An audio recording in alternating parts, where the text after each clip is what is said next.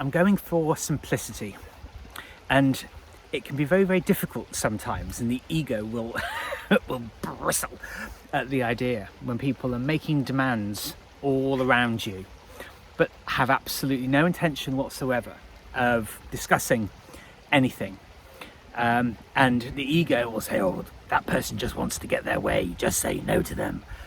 But the truth is, if you're willing to be more simple in the way that you behave, if you're willing to simplify your life, the willingness is its own reward. And I'll tell you why. It's because I know that for my whole life, I've seen things and observed things and analysed them, I will say, as well. Seen all these things that other people genuinely don't see. And I think things that have happened in recent history have showed the great divide between the vast many who comply, who go along with whatever they believe to be true, and then there are those that question. And I think the amount of people in history that have actually genuinely questioned things and made improvements and innovations and engineered scenarios are vanishingly rare, fleetingly unlikely.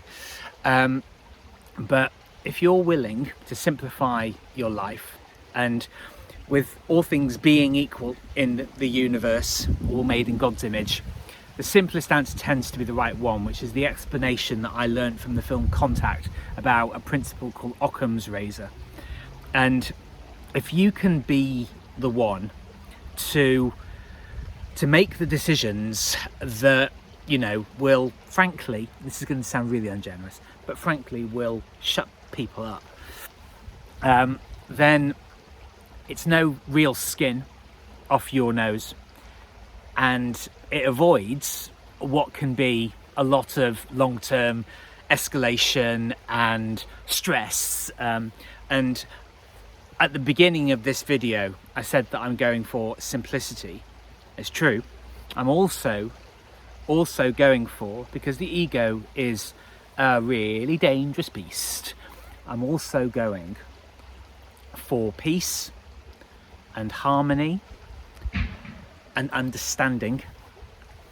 And I think that can help to make life a lot more pleasant, because no matter what, we human beings, we do need each other. And there are so many decisions to make in life that if you can eradicate thought or procrastination or deliberation out of things, if you can avoid anything unnecessary, it leaves space for the great joys and mystery and magic of life. And empathy is not an easy thing when you see that people are really not willing to discuss things. They don't want to, because deep down everybody wants their own way. We all fantasize about it, and some people actually carry it out. They just carry it out. And you can either call them unreasonable, or you can call them trapped in a rigid ideology, or it's just the way that they want things. And arguing with reality means that you will always lose. You'll never find peace and joy and happiness out of fighting with what is. There are some times that you just have to suck it up and get on with life, with people, and it's not easy. I find it really difficult, actually.